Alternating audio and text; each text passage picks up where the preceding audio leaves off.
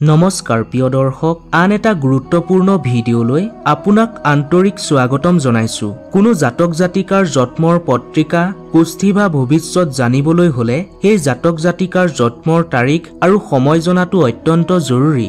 কেৱল জন্মৰ তাৰিখ বা সময়ে নহয়, ব্যক্তিজন কোন বাৰত জন্ম পাইছে সেই কথাও এজন ব্যক্তিৰ জীৱনৰ ওপৰত যথেষ্ট প্ৰভাৱ বিস্তাৰ কৰে। এজন ব্যক্তিয়ে যিটো বাৰত জন্মগ্ৰহণ কৰে তাৰ প্ৰভাৱ পৰে সেই ব্যক্তিজনৰ জীৱনশৈলীৰ ওপৰত। প্ৰিয় দৰ্শক, জন্মবাৰ অনুসৰি আপুনি কিমান ভাগ্যশালী, ভৱিষ্যতে আপুনি কিমান ধনী হ'ব বা আপোনাৰ জীৱনটো কেনেদৰে পাৰ হ'ব, এই সকলো কথা আজিৰ ভিডিঅ'টোৰ জৰিয়তে আপুনি জানিব পাৰিব। মূল কথাখিনি আৰম্ভ কৰাৰ পূৰ্বে আপোনাক এটা কথা স্পষ্ট কৰি দিওঁ যে এই তথ্য সম্পূৰ্ণৰূপে বাস্তুশাস্ত্ৰৰ ওপৰত আধাৰিত। গতিকে আপুনি যদি বাস্তুশাস্ত্ৰ বিশ্বাস কৰে তেতিয়াহে ভিডিঅ'টো চাব। বিশ্বাস নকৰিলে আপোনাৰ কোনো লাভ নহ'ব। যদি আপুনি বাস্তুশাস্ত্ৰ বিশ্বাস কৰে তেন্তে কমেণ্টত সম্পূৰ্ণ শ্ৰদ্ধাৰে জয় মা লক্ষ্মী বুলি লিখি কথাখিনি শেষ পৰ্যন্ত শুনি যাওক। কোন বাৰত জন্ম পালে কি হয়, কোন বাৰত জন্ম পোৱা মানুহৰ ভাগ্য কেনে হয়, সেই কথা এটা এটাকৈ ভালদৰে জানি লওঁ আহক। নম্বৰ 1, দেওবাৰ বা ৰবিবাৰ। দেওবাৰ বা ৰবিবাৰ হৈছে ভগৱান সূৰ্যদেৱৰ বাৰ। যিসকল জাতক জাতিকাই ৰবিবাৰে জন্মগ্ৰহণ কৰে সেইসকল সাধাৰণতে খুব তেজস্বী, বুদ্ধিমত্তা আৰু দীৰ্ঘায়ু হয়। তেওঁলোকৰ ভাগ্যই প্ৰায় সকলো ক্ষেত্ৰতে লগ দিয়ে। ৰবিবাৰে জন্মগ্ৰহণ কৰা জাতক জাতিকাই একো কথা কাৰোৰ পৰা লুকুৱাই নাৰাখে। ৰবিবাৰে জন্মগ্ৰহণ কৰা মানুহে বেছি কথা কৈ ভাল নাপায়। তেওঁলোকে যেতিয়াই কথা কয় খুব ভাবি চিন্তি কথা কয়। এইসকল মানুহৰ কথা কোৱাৰ ধৰণ ইমানেই ভাল যে সকলো মানুহে তেওঁলোকৰ কথা শুনিবলৈ আগ্ৰহ প্ৰকাশ কৰে। দেওবাৰ বা ৰবিবাৰে জন্মগ্ৰহণ কৰা মানুহ খুব বেছি আধ্যাত্মিক হয়। পূজা পাঠৰ প্ৰতি তেওঁলোক খুবেই বিশ্বাসী হয়।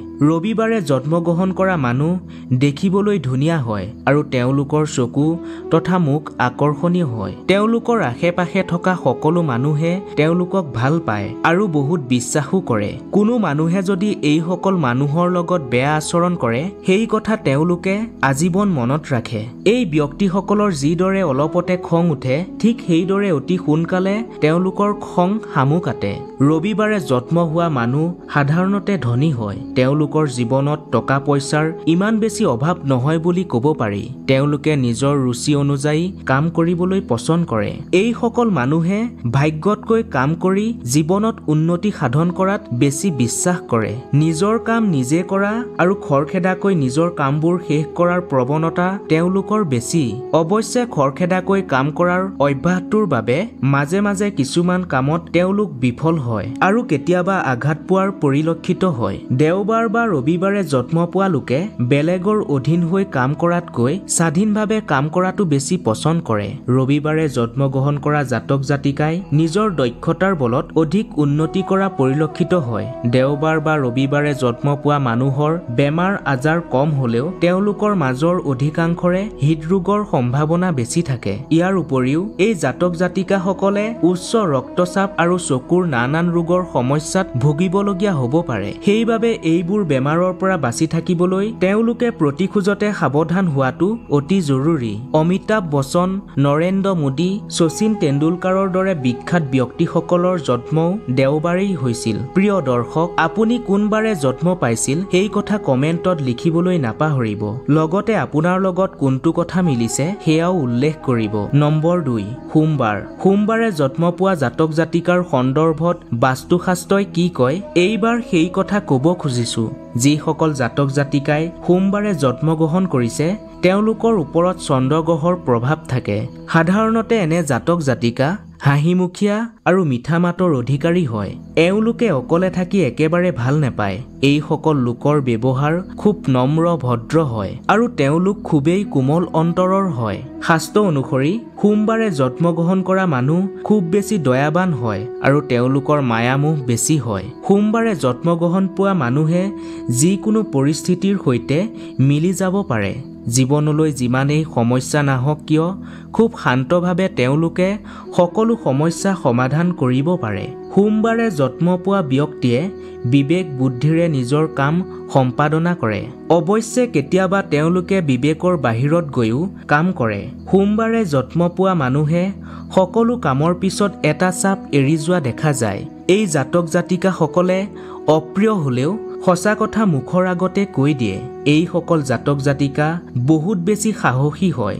যিমানেই কঠিন পৰিস্থিতি নহওক কিয় তেওঁলোকে সাহসেৰে এই পৰিস্থিতিৰ সৈতে মুখামুখি হয়। সোমবাৰে জন্ম হোৱা মানুহৰ 10, 12 বা 27 বছৰ বয়সত জীৱনত কিছু জটিল সমস্যাই দেখা দিব পাৰে। তেওঁলোকৰ জীৱনৰ বেছিভাগ সময় কিন্তু খুব আৰামদায়কভাৱে পাৰ হয়। এই জাতক জাতিকাসকলৰ বেছিভাগেই মাতৃভক্ত হয়। সোমবাৰে জন্মগ্ৰহণ কৰা লোকসকল ভ্ৰমণপ্ৰিয় হয়। সোমবাৰে জন্মগ্ৰহণ কৰা জাতক জাতিকাৰ প্ৰেমৰ দিশত খুবেই শুভ। কিন্তু প্ৰেমিক বা প্ৰেমিকাক লৈ তেওঁলোক অলপ সাৱধান হোৱা উচিত। তেওঁলোকে জীৱনৰ প্ৰথম ভাগত বৰ বিশেষ সফলতা লাভ কৰা দেখা নাযায়, কিন্তু বয়স বঢ়াৰ সমানে তেওঁলোকে ক্ৰমাৎ সফলতা অৰ্জন কৰিবলৈ আৰম্ভ কৰা দেখা যায়। সোমবাৰে জন্ম পোৱা ব্যক্তিসকলে চাকৰি বা ব্যৱসায় সকলো দিশতে সুফল লাভ কৰিবলৈ সক্ষম হয়। এনে জাতক জাতিকাই বস্ত্ৰ, ৰত্ন বা পাথৰ, দুগ্ধজাত সামগ্ৰী আদিৰ ব্যৱসায়ত বেছি সাফল্যতা লাভ কৰিব পাৰে। ইয়াৰ উপৰিও অভিনয়, হস্তশিল্প বা সাহিত্যিক হোৱাৰো যোগ দেখা যায়। গতিকে আপোনাৰো যদি জন্ম সোমবাৰে হৈছিল তেন্তে এই কথাখিনি আপোনাৰ লগত মিলিছেনে নাই সেই কথা আমাক কমেণ্টত জনাবলৈ নাপাহৰিব। নম্বৰ 3, মংগলবাৰ।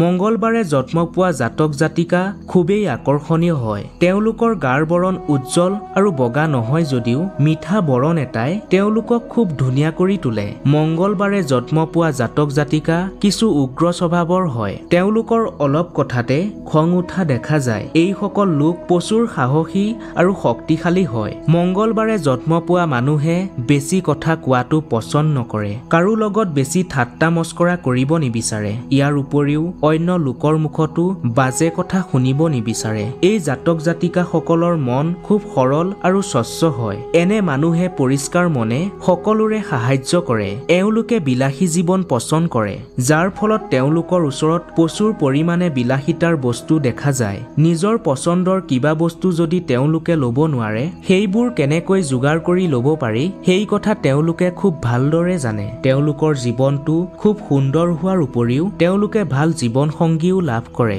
মংগলবাৰে জন্ম পোৱা জাতক জাতিকাৰ জীৱন সংগী দেখিবলৈ খুবেই ধুনীয়া হয়। দাম্পত্য জীৱনত সৰু সুৰা কাজিয়া হৈ থাকে যদিও দাম্পত্য জীৱনটো তেওঁলোকে সুখেৰে কটাবলৈ সক্ষম হয়। কাজিয়া হলেও তেওঁলোকে খুব সোনকালে মিলা মিছা কৰি ল'ব পাৰে। এইবাৰত জন্ম পোৱা লোক নিজৰ জীৱন সংগীৰ ক্ষেত্ৰত খুব সতৰ্ক হয়। এক কথা কবলৈ গলে তেওঁলোকৰ বিবাহিত জীৱন খুব সুন্দৰ হয়। এই জাতক জাতিকা সকলে বিলাসী জীৱন পছন্দ কৰে বাবেই তেওঁলোকে উপাৰ্জনৰ ক্ষেত্ৰত বেছিকৈ প্ৰাধান্য দিয়া দেখা যায়। সাধাৰণতে মংগলবাৰে জন্মগ্ৰহণ কৰা জাতক জাতিকাসকল প্ৰতিশোধ পৰায়ণ হয়। মংগলবাৰে জন্মগ্ৰহণ কৰা জাতক জাতিকা সুস্বাস্থ্যৰ অধিকাৰী হয় যদিও কিছু ক্ষেত্ৰত বিপদৰ সন্মুখীন হোৱাৰো সম্ভাৱনা থাকে। এই বিপদৰ পৰা মুক্তি পাবলৈ মংগলবাৰে জন্মগ্ৰহণ কৰা জাতক জাতিকাসকলে নিয়মিতভাৱে ভগৱান হনুমানক আৰাধনা কৰিব লাগে। প্ৰিয় দৰ্শক, আপোনাৰ জন্ম যদি মংগলবাৰে হৈছিল তেন্তে ইয়াৰ কোনটো কথা আপোনাৰ লগত মিলিছে উল্লেখ কৰক। নম্বৰ 4, বুধবাৰ। বুধবাৰে জন্মগ্ৰহণ কৰা জাতক জাতিকাসকলে আধ্যাত্মিক দিশটোত বেছি গুৰুত্ব দিয়ে। বুধবাৰৰ দিনটো ভগৱান গণেশৰ দিন বুলি মনা হয়। সেয়ে কোৱা হয় যে বুধবাৰে জন্ম পোৱা শিশু খুব তীক্ষ্ণ বুদ্ধি সম্পন্ন হয়। তেওঁলোকে যিকোনো কাম বুদ্ধিৰে সম্পাদনা কৰে। বুধবাৰে জন্মগ্ৰহণ কৰা মানুহ ভীষণ মৃদুভাষী হয়। তেওঁলোকৰ ভাষা বা কথা বাৰ্তা ইমানেই মধুৰ হয় যে তেওঁলোক সকলো স্থানতে সকলোৰে প্ৰিয় হৈ পৰে। বুধবাৰে জন্ম পোৱা লোকৰ জীৱনত বন্ধু বান্ধৱৰ সংখ্যা বহুত বেছি হয়।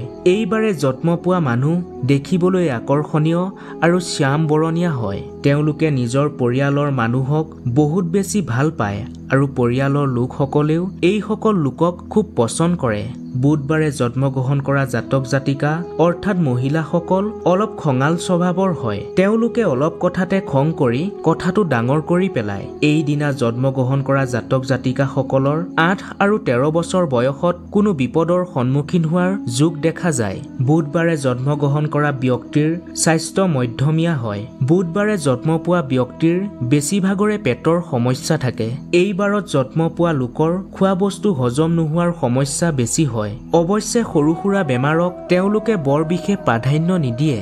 বুধবাৰে জন্মগ্ৰহণ কৰা জাতক জাতিকাই যিকোনো পৰিস্থিতিতে মিলি যাব পাৰে, যাৰ বাবে তেওঁলোক সকলোৰে প্ৰিয় পাত্ৰ হৈ থাকে। তেওঁলোকে জীৱনৰ প্ৰথম ভাগত বহুতো কঠিন পৰিস্থিতিৰ লগত যুঁজ দিবলগীয়া হয়। বৃদ্ধ কালত সৰু সুৰা স্বাস্থ্যজনিত সমস্যাই দেখা দিব পাৰে। বুধবাৰে জন্মগ্ৰহণ কৰা ব্যক্তিৰ বেছিভাগেই শিক্ষক হিচাপে খ্যাতি লাভ কৰিবলৈ সক্ষম হয়। বুধবাৰে জন্মগ্ৰহণ কৰা ব্যক্তিসকল গৱেষণা কামতো জড়িত হোৱা দেখা যায়। বুধবাৰে জন্ম পোৱা জাতক জাতিকাৰ লগত ইয়াৰ কোনটো কথা মিলিছে সেই কথা কমেণ্টত উল্লেখ কৰিবলৈ নাপাহৰিব। নম্বৰ 5, বৃহস্পতিবাৰ। বৃহস্পতিবাৰে জন্মগ্ৰহণ কৰা জাতক জাতিকাসকল বুদ্ধিমান তথা ৰোমাঞ্চ প্ৰিয় হয়। যিমানেই কঠিন সমস্যা নাহক তেওঁলোকে খুব সহজতে সেই পৰিস্থিতি চম্ভালি ল'ব পাৰে। নিজৰ বন্ধু আৰু পৰিয়ালৰ ভালপোৱা তেওঁলোকৰ লগত গোটেই জীৱন থাকে। যি ব্যক্তিয়ে বৃহস্পতিবাৰে জন্মগ্ৰহণ কৰে তেওঁলোক অতি ভাগ্যৱান হয়। তেওঁলোকে প্ৰতিটো মুহূৰ্ততে ভাগ্যৰ সংগ লাভ কৰি থাকে। বৃহস্পতিবাৰে জন্মগ্ৰহণ কৰা ব্যক্তিসকলে উত্তেজিত হৈ কোনো সময়ত ভুল সিদ্ধান্ত লোৱাও দেখা যায়। বৃহস্পতিবাৰে জন্মগ্ৰহণ কৰা জাতক জাতিকাসকল দেখিবলৈ ধুনীয়া হয়। বদহজম আৰু লিভাৰৰ সমস্যাই তেওঁলোকক মাজে মাজে আমনি কৰা দেখা যায়। তেওঁলোকে উচ্চ ৰক্তচাপ, ৰক্তহীনতা আৰু হৃদৰোগত ভোগাৰো সম্ভাৱনা থাকে। বৃহস্পতিবাৰে জন্ম পোৱা ব্যক্তি খুব কম বয়সতে শকত হোৱা দেখা যায়, যাৰ ফলত তেওঁলোকৰ নানান ৰোগে দেখা দিয়ে। বৃহস্পতিবাৰে জন্ম পোৱা মানুহৰ শৰীৰত ৰক্তজনিত ভিন্ন ৰোগে দেখা দিব পাৰে। যদি এইসকল জাতক জাতিকাৰ শৰীৰত অধিক ৰোগ দেখা দিয়ে তেন্তে তেওঁলোকে ব্যায়াম, প্ৰাণায়াম, যোগ ইত্যাদি কৰিব লাগে। বৃহস্পতিবাৰে জন্মগ্ৰহণ কৰা মানুহ খুব বেছি বুদ্ধিমান হোৱাৰ বাবে তেওঁলোকে যিকোনো কামত নিজৰ উপস্থিত বুদ্ধি প্ৰয়োগ কৰি সফল হোৱা দেখা যায়।